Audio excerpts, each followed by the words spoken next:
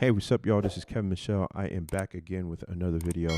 I know usually I'm on camera, but I'm having some tech issues on my end. But we're still going to talk about some sync stuff today.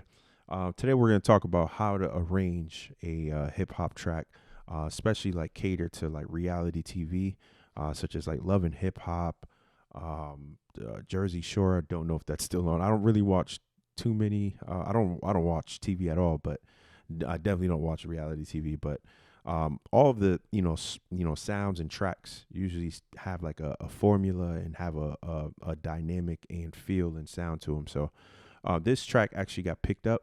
I made a whole album catered to like hip hop. It was called Hip Hop Drama. It's catered for like reality TV. So I find this formula works out for me. Usually libraries love, the stuff I'm submitting because I have a certain way of doing it.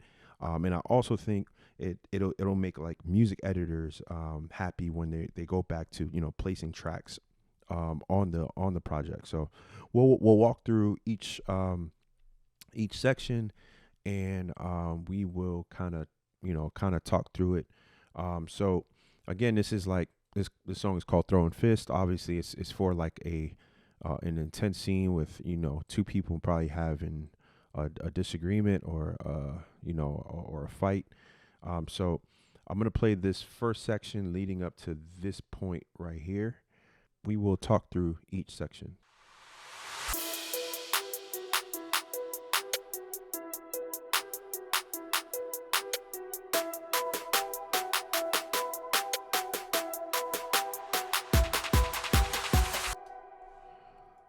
All right, cool. So obviously that's self-explanatory, but we'll just kind of just walk through, probably my approach when I was making this. So again, most of this stuff in the beginning, you kind of want to build like all of sync, sync music and stuff like this. It's huge on dynamics. You want to kind of paint the picture of what's going on. We don't even see the visuals, but we can kind of see where it would fit, right? So I started off with these, with this piano. I just play this simple, like melodic line.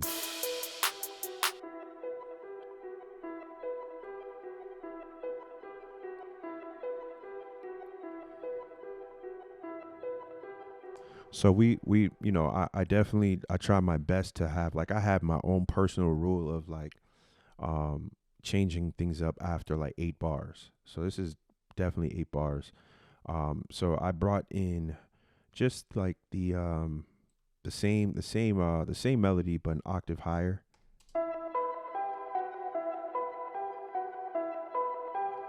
And then obviously I have the build right here, and then all the other like drums, like the drum elements here. So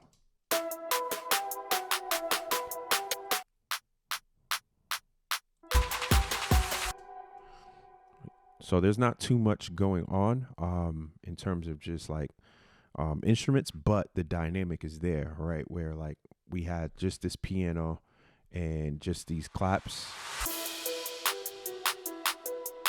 right? And even the drum, I'm realizing it now. The drum pattern is different from this section and this second section. So, or the claps.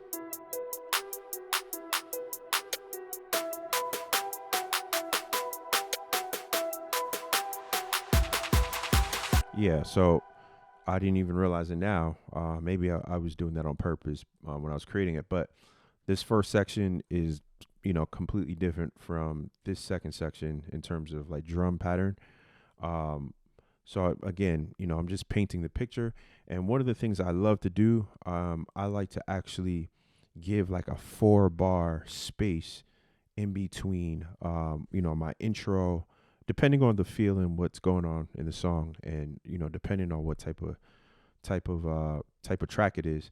I feel like this was appropriate, where like I leave this 4 bar space here after the intro, because this allows, if the music editor, he really just likes this intro, I want to give him that space. So if he needs to make the cut, he can make it clean. I give him a 4 bar or at least a 2 bar because I have this build or snare roll coming in, but at least I gave him some space to just make that cut and it'll sound clean. One of the tips I definitely would recommend is, leaving some room, between certain sections. It depends on the feel, but I try to do it in my intros or my B section. If I'm introducing the B section, my tip is to definitely leave some room for the music editor just in case he wants or she wants to make some cuts or whatever. So then it's easy. The track is easy to just insert. We'll go through the A section. So obviously there's the build into this 4 bar space.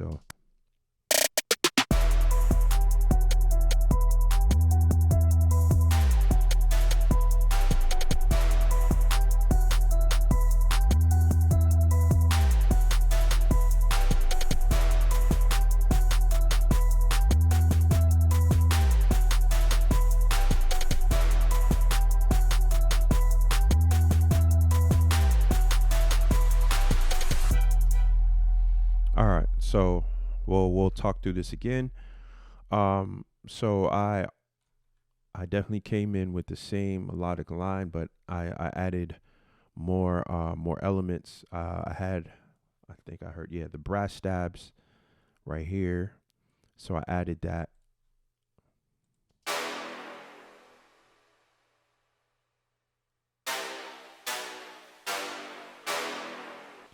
So that's a different melodic line than the piano. If you can hear that. And the brass stabs is like literally one of the most signature sounds in sync for like reality TV. I hear that stuff like even before I got into sync. I like once I knew what sync was, I was like, oh yeah, I've heard this a million times, like brass stabs and these drops and builds. So brass stabs is definitely one of the things I would definitely recommend if you're trying to do this type of genre. I just feel like it just fits. There's just like a feel that it gives the song and the track. I think I found this somewhere and I tweaked it and I ended up like making it something I go to for my go-to hip hop sounds. So coming back to this, so my brass stabs are doing something completely different, and then I added a synth. I'm not too sure. I think it's playing the same line, melodic line as the piano.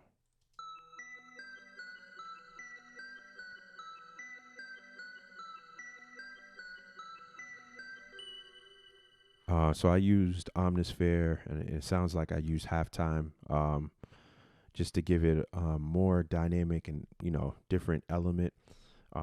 So together, this is what these tracks or these sounds sound like.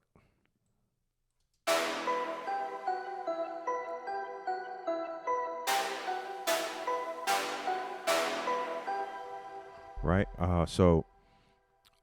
I pretty much kept the same thing for a little while, but I think I changed up a lot on the drum pattern. So I added some builds here. So right here. See, the builds are not on this section, but they come in here. So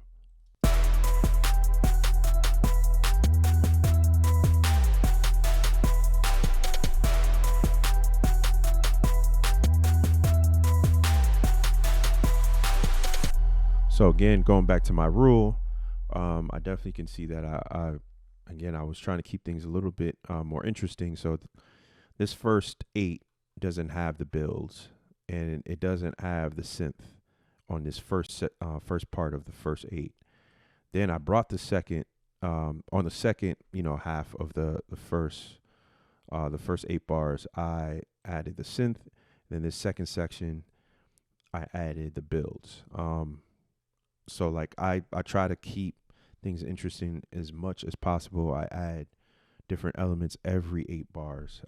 It's not a rule you have to follow, but this has just been working for me. And I just feel like I want to give the music editor more options Let's just say if they were like, man, I want it to be a lot more intense. I'm giving you that each 8 bars, if that makes sense. So again, that's my other tip. Keep things interesting. You are not, looping things up and just adding some drums and then call it a day. You got to make sure you're following a dynamic pattern and giving them a lot more, than a loop. All right, so that's my A section, and then I'm going to my B section. So I'll play the B section leading up to the end of the B section. Yeah, it looks like. Yep. All right, so here we go.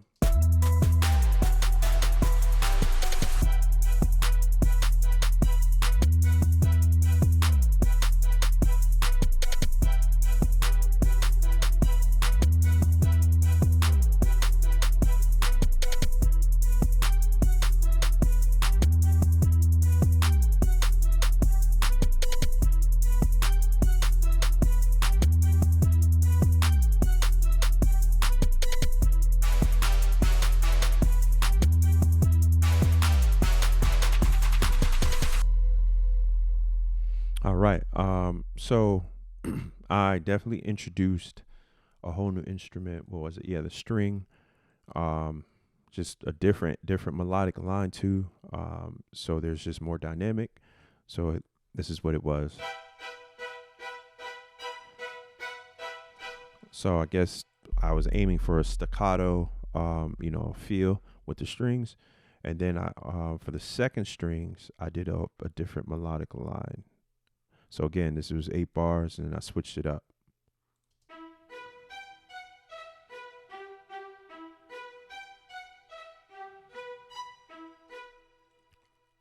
I guess I did a 4 bar switch here. I added a third string. I think it's just the octave higher for this same melodic line. So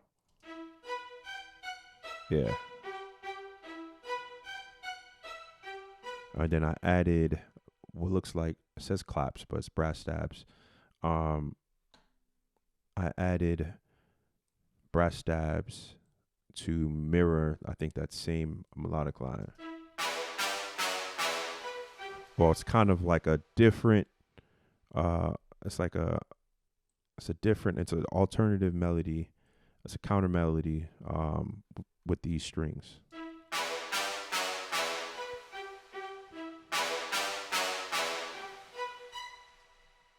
And then, I didn't realize the piano was there too. So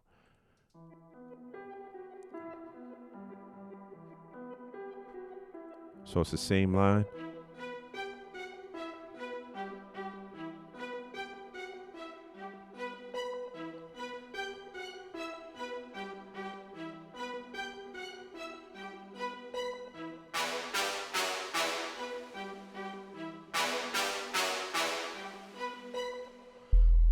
Cool. So all of that literally is just different feels. So I started off with chords.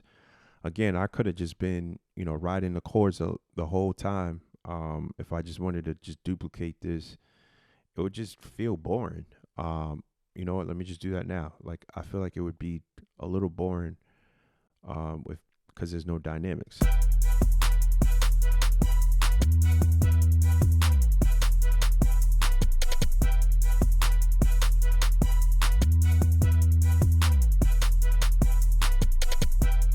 Yeah, I mean, I think we get the point, but I think it just would be really boring if I just continue to keep that same chord, bouncing chords or staccato strings that whole time. Again, that's just my tip on the B section, or just in any section. You want to have like 8 bars. That's just, again, my rule. This is not like a written rule anywhere. This is just something I tend to follow because it just allows me. Once I put that in my head, I force myself to think that way. I'm always looking to switch things up. I try not to do too much though, but still I try to keep it to a minimum, but also add more dynamic and add more texture to the track. All right, so that's this section. So again, I started off with staccato strings here. I added a piano right here, and then I added a piano, and then the string lines, high octave, then brass stabs, piano, both strings at the same time, and then we're out of this section, and then we'll swell out. All right, so that is my B section. I think I actually extended the B section. I left this space just for the music editor to have more space and more opportunities to be able to cut this. So this B section is still like going this part, but I think it's just a little different. So I'll play it so you can hear the differences from each section. But this is still the B section. I left the space here, so we'll play it from there.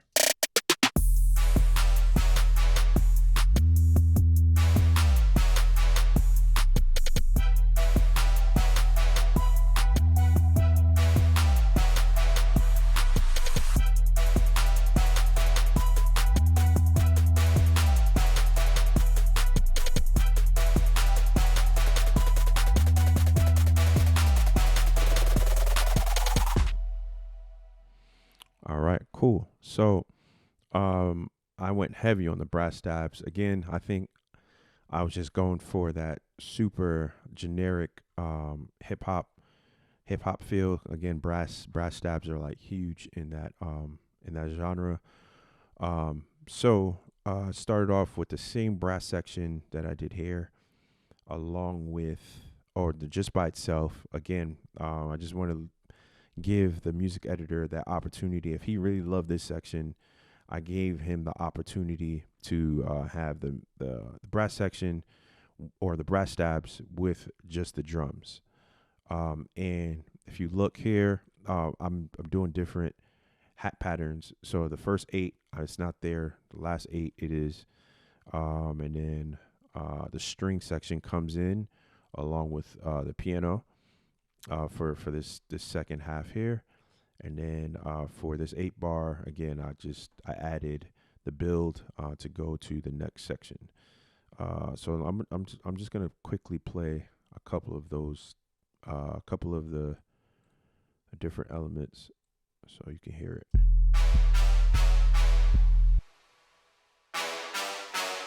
And then I added this part.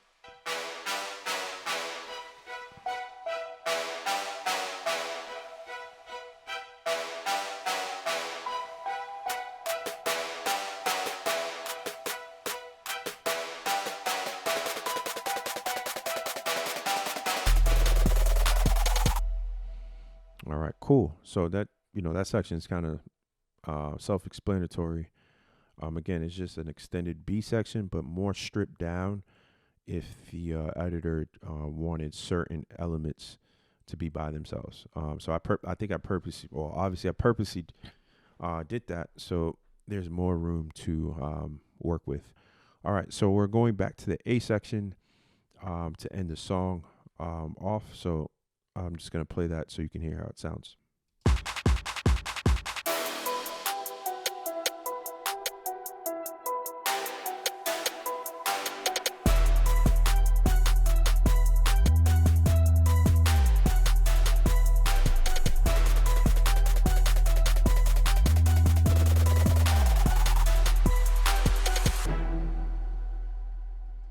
All right, so that was the A section.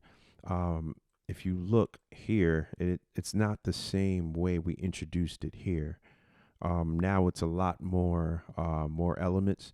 I purposely do this because I feel like we're going from, like, let's say if we're talking about a scale, we're at like a 8, 9, maybe 10 in this whole thing. It's just to go back. I don't want to go back to this, this setup here, because I feel like this is really light. It's at like a 2 or 3 in terms of intensity. So I want to keep that same intensity, but strip everything back a little bit. So I have the piano here, piano 2, and then the brass stabs, and then I just have the hat again, because I still want to keep those same dynamics. So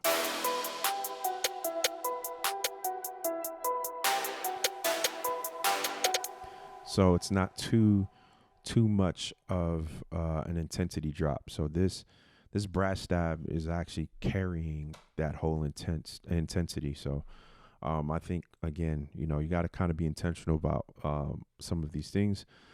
So yeah, I reintroduced that same melody that we had in the beginning in our A section, and now it's full on for for the last eight. I didn't really change much because again, it's just 8 bars. I didn't change anything up. I just let it be consistent. And one of the most important things you definitely have to do in sync is ending with a sting. If you don't know what a sting is basically when you end on the root note or the tonic of the song.